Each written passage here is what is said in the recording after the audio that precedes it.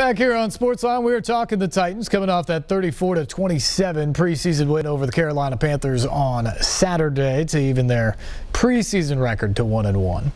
Going to get some guys at that wide receiver position back for Marcus Mariota this week, and then Sunday, preseason game number 3 against the Bears, high noon over at Nissan Stadium. Pretty much the dress rehearsal for the regular season, so it's hard to take much out of any of these games. You know, you caution to be too down after what they did in New York because it was just lackluster and the starters didn't play very much. You caution a little bit to be so high on what they did against Carolina because remember, Cam Newton didn't play, and it kind of skyrocketed or snowballed in favor of the Titans early on in that game. This game gives you a little bit more to work with. You're going to have a full half probably of starters on both sides, which will be interesting on Saturday, although the Bears are not very good.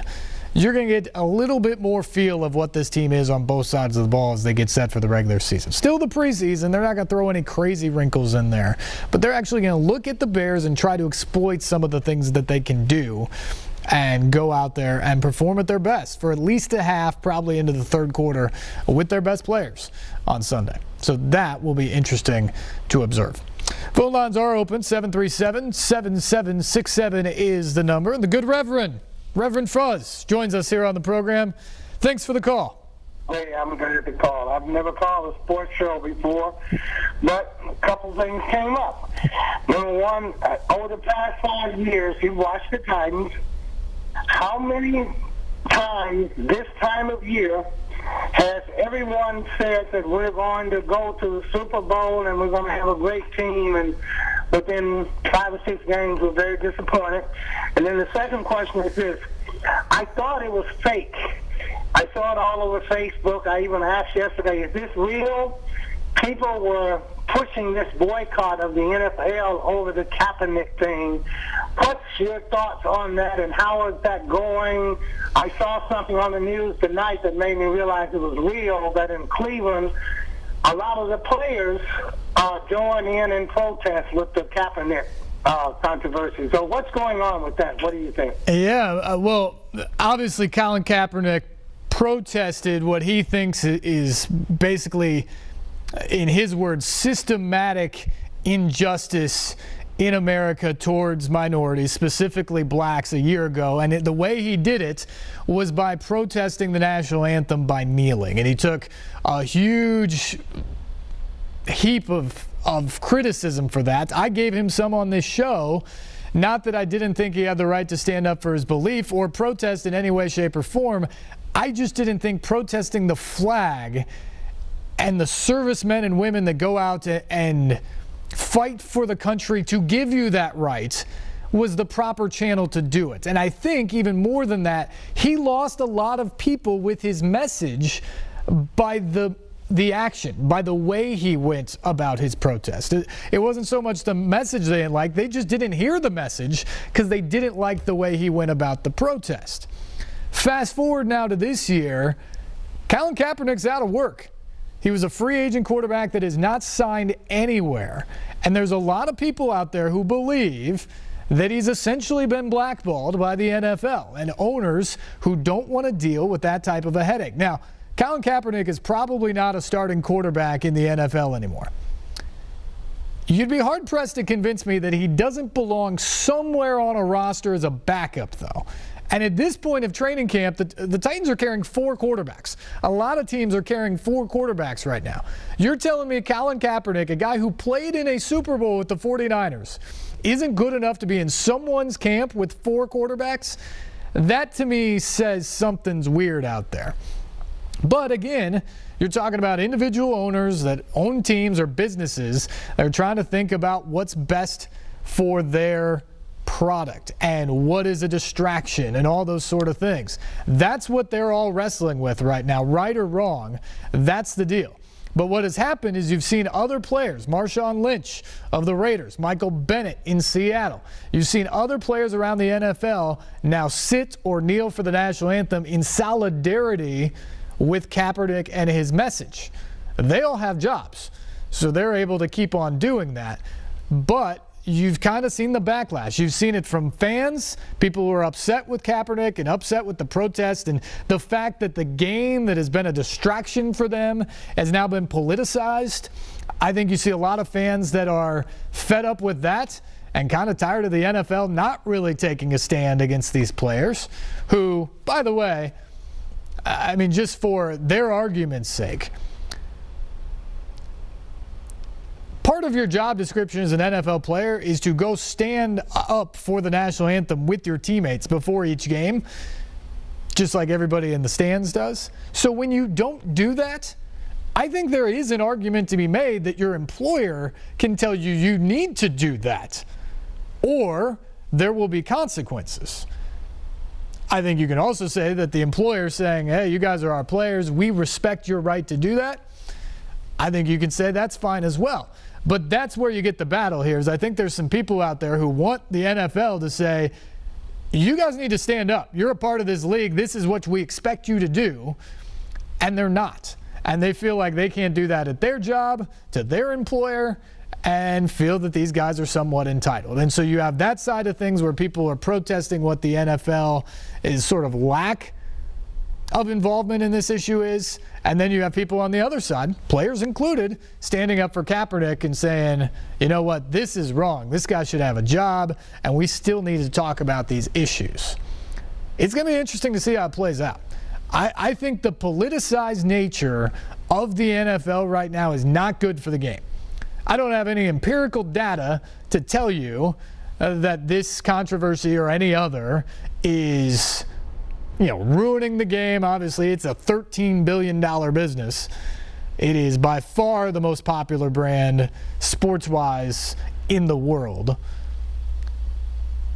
But ratings went down last year. There was some momentum going against the league last year, and I don't think the continuation of this story helps. So it will be fascinating to see how this continues to play out. If Colin Kaepernick ever finds his way onto a team this year, if these other guys, Marshawn Lynch, Michael Bennett, and others continue to kneel or sit for the national anthem, and what the backlash is, either from the NFL taking a stand, a firm stand one way or the other, or from fans who either move to the players' side and say, let them do what they want, or say, I don't want to see this on my Sunday afternoons. I want to watch football without having to think about a presidential election or what's going on in Washington, D.C., or politics of any kind. I just want to watch football or think about my fantasy team. It'll be interesting to see how that plays out this fall. And Reverend, to answer your other question about the Titans, you asked if how often over the last 5 or 6 years we've heard people say, oh, this is the year for the Titans.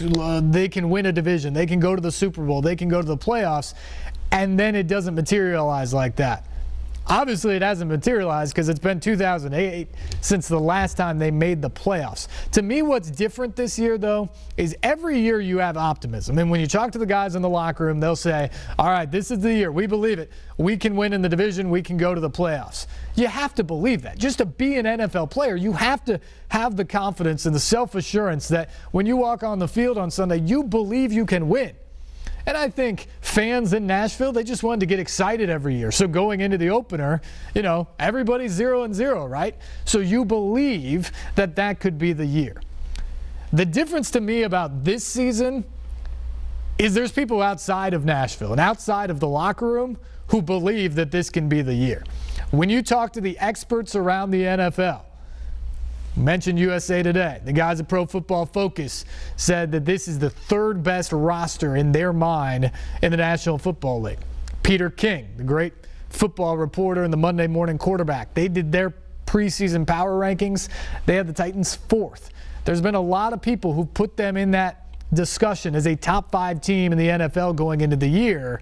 And these aren't people who are bandwagon fans. They're not cheering for the Titans to have that breakout year. They truly believe this is a roster made up to have that type of a breakout year.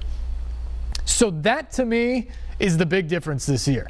It isn't just, hey, it's a new season and a new year, they can be good. This is a belief that look at this roster. Look at Marcus Mariota at quarterback, the two-headed monster in the backfield at running back, the offensive line that may be the best in football, certainly up there, new weapons at wide receiver, Pro Bowl tight end, solid front seven on defense, and now a revamped secondary and special teams.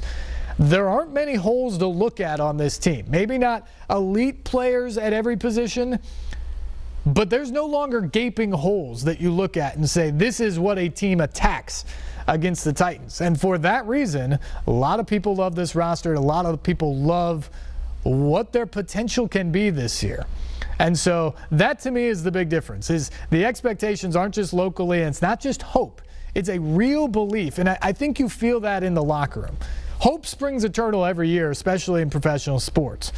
But this year, when you talk to the guys, I think there's a confidence and a belief that comes with that. And a big part of that, too, comes from the way they finished last year. When they won 4 of their final 6 and went 9-7 overall, narrowly missing the playoffs, I think they all looked at it as a missed opportunity, yes, but as a first step.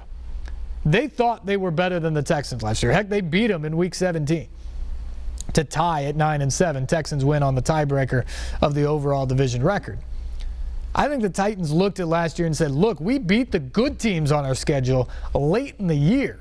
It was the trip-ups early on that cost us from winning the division and going to the playoffs and having a chance to win a game like the Texans did and go to New England in the divisional round. That was the difference last year. But I think they thought at the end, while it's disappointing they didn't get there last year, the way they played against good teams, that's the type of performance they have to carry over to this year. And if they do that, the sky is the limit. And they've carried that over. A common refrain that I've heard from guys like Brian Arakpo and others was, it sort of feels like there wasn't an off season. It was just a long bye week, and they're ready to go. Like, let's tee it up tomorrow, because we know now how hard you have to work, the mentality we have to have, the physicality we have to play with. And if we go out there and do that, as we saw last year, we can be really good. And oh, by the way, we got better in the offseason in terms of who we picked up and take away some of those holes. That's why the belief is so high that this can be a special year for the Tennessee Titans. Our phone lines are still open, 737-7767. Give us a call. Want your take on this team right now. We will do that. We'll also hear from Paul Kaharski, Midday 180, and paulkaharski.com, talking about this Titans team coming up here in just a few minutes. Time for a break. Back with more SportsLine after this on News Channel 5+.